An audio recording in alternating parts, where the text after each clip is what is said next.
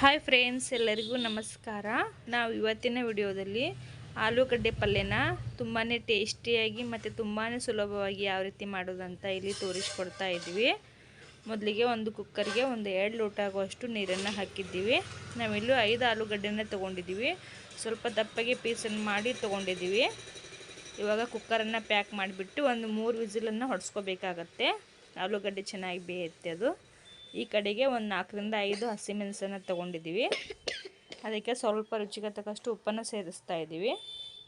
ಸ್ವಲ್ಪ ತರಿಯಾಗಿ ಪೇಸ್ಟ್ ಮಾಡಿ ಇಟ್ಕೋಬೇಕು. ಮೊದಲಿಗೆ ನೋಡಿ, ಇವಾಗ ತರಿಯಾಗಿ ಪೇಸ್ಟ್ ಆಗಿದೆ. ಈ ಕಡೆಗೆ ನಾವು ಒಂದು 3 ಈರುಳ್ಳಿನ ತೊಗೊಂಡಿದ್ದೀವಿ. ಉದ್ದಕ್ಕೆ ಕಟ್ ಮಾಡಿ ತೊಗೊಂಡಿದ್ದೀವಿ. ಸ್ವಲ್ಪ ಕೊತ್ತಂಬರಿ ಸೊಪ್ಪು, ಜಜ್ಜಿಟ್ಟಿರುವಂಥ ಹಸಿಮೆಣಸು ಮತ್ತು ಕರಿಬೇವಿನ ಸೊಪ್ಪು, ಸಾಸಿವೆ, ಜೀರಿಗೆ, 1 ಚಿಟಿಕೆದಷ್ಟು ಅರಿಶಿನ ಪುಡಿ. ಈ ಕಡೆ ಆಲೂಗಡ್ಡೆ ಎಲ್ಲ ಚೆನ್ನಾಗಿ ಬೇಯ್ದಿದೆ. ಮೇಲುಗಡೆದೆಲ್ಲ ಸಿಪ್ಪೆ ಎಲ್ಲ ಸುಲ್ಕೊಂಡಿದ್ದೀವಿ. ಈ ರೀತಿ ಸ್ವಲ್ಪ ಸಣ್ಣ ಪೀಸ್ ಮಾಡಿ ಇಟ್ಕೋಬೇಕಾಗತ್ತೆ. ಮೊದಲಿಗೆ ಆಲೂಗಡ್ಡೆ ಬಾಜಿ ಮಾಡಲಿಕ್ಕೆ ಸ್ವಲ್ಪ ಸಣ್ಣ ಪೀಸನ್ನು ಮಾಡಿ ಇಟ್ಕೋಬೇಕು. ನೋಡಿ, ಎಲ್ಲವನ್ನು ಇದೇ ರೀತಿ ಮಾಡಿ ಇಟ್ಕೊಂಡಿದ್ದೀವಿ ನಾವು. ಇವಾಗ ಈ ಕಡೆಗೆ ಗ್ಯಾಸ್ ಮೇಲೆ ಒಂದು ಪಾತ್ರೆನ ಇಟ್ಬಿಟ್ಟು ಅದಕ್ಕೆ ಒಂದು 5 ರಿಂದ 6 ಚಮಚ ಆಗುವಷ್ಟು ಎಣ್ಣೆಯನ್ನು ಹಾಕ್ತಾಯಿದ್ದೀವಿ. ಎಣ್ಣೆ ಬಿಸಿ ಆದಮೇಲೆ ಸ್ವಲ್ಪ ಸಾಸಿವೆ, 1 ಚಿಟಿಕೆದಷ್ಟು ಮತ್ತು ಜೀರಿಗೆ, ಸ್ವಲ್ಪನೇ ಕರಿಬೇವು ಸೊಪ್ಪನ್ನು ಸೇರಿಸ್ತಾ ಇದ್ದೀವಿ. ಅದಕ್ಕೆ ನೆಕ್ಸ್ಟು ಈರುಳ್ಳಿ, ಉದ್ದಕ್ಕೆ ಕಟ್ ಮಾಡಿ ತೊಗೊಂಡಿರುವಂಥ ಈರುಳ್ಳಿನ ಹಾಕ್ತಾಯಿದ್ದೀವಿ. ಈರುಳ್ಳಿ ಸ್ವಲ್ಪ ಎಣ್ಣೆಯಲ್ಲಿ ಚೆನ್ನಾಗಿ ಫ್ರೈ ಆಗಬೇಕು.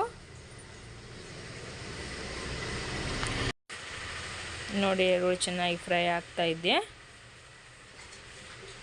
ನೆಕ್ಸ್ಟು ಜಜ್ಜಿಟ್ಟಿರೋಂಥ ಹಸಿಮೆಣಸನ್ನು ಹಾಕ್ತಾಯಿದ್ದೀವಿ. ಅದನ್ನ ಸ್ವಲ್ಪ ಎಣ್ಣೆಯಲ್ಲಿ ಫ್ರೈ ಮಾಡ್ಕೋಬೇಕಾಗತ್ತೆ. ನೆಕ್ಸ್ಟ್ 1 ಚಿಟಿಕೆದಷ್ಟು ಅರಿಶಿನ ಪುಡಿ,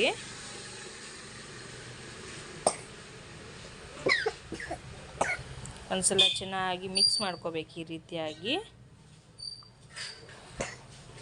ಆಮೇಲೆ ಕುದಿಸಿ ತಗೊಂಡಿರುವಂಥ ಆಲೂಗಡ್ಡೆನ ಸೇರಿಸ್ತಾ ಇದ್ದೀವಿ. ಅದಕ್ಕೆ ಆಲೂಗಡ್ಡೆನ ಹಾಕಿಬಿಟ್ಟು ಚೆನ್ನಾಗಿ ಮಿಕ್ಸ್ ಮಾಡ್ಕೋಬೇಕು.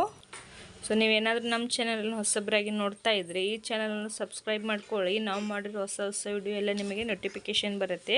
ನೀವೇ ಮೊದಲಿಗೆ ನೋಡ್ಕೋಬೋದು ವಿಡಿಯೋ ಎಲ್ಲ. ಇದಕ್ಕೆ ರುಚಿಗೆ ತಕ್ಕಷ್ಟು ಒಂದು ಸ್ವಲ್ಪನೇ ಉಪ್ಪನ್ನು ಸೇರಿಸ್ಕೋಬೇಕಾಗತ್ತೆ. ಉಪ್ಪನ್ನು ನೋಡ್ಕೊಂಬಿಟ್ಟು ಹಾಕ್ಕೊಳ್ಳಿ ರುಚಿಗೆ ತಕ್ಕಷ್ಟು. ಸ್ವಲ್ಪನೇ ಕೊತ್ತಂಬರಿ ಸೊಪ್ಪನ್ನು ಸೇರಿಸ್ತಾ ಇದ್ದೀವಿ. ಆಮೇಲೆ ಚೆನ್ನಾಗಿ ಮಿಕ್ಸ್ ಮಾಡ್ಕೋಬೇಕು ಈ ರೀತಿಯಾಗಿ. ಸೊ ಇದು ಆಲೂಗಡ್ಡೆ ಪಲ್ಯ ನಾನು ಚಪಾತಿ ಜೊತೆಗೆ, ರೊಟ್ಟಿ ಜೊತೆಗೆ, 2 ಜೊತೆಗೂ ತುಂಬಾ ಟೇಸ್ಟಿಯಾಗಿರುವಂಥ ಕಾಂಬಿನೇಷನ್ ರೆಸಿಪಿ ಅಂತಲೇ ಹೇಳ್ಬೋದು. ಸೊ ನೋಡಿದ್ರಲ್ಲ ಫ್ರೆಂಡ್ಸ್, ಇವಾಗ ಯಾವ ರೀತಿ ಮಾಡೋದು ಅಂತ ಗೊತ್ತಾಯ್ತಲ್ಲ.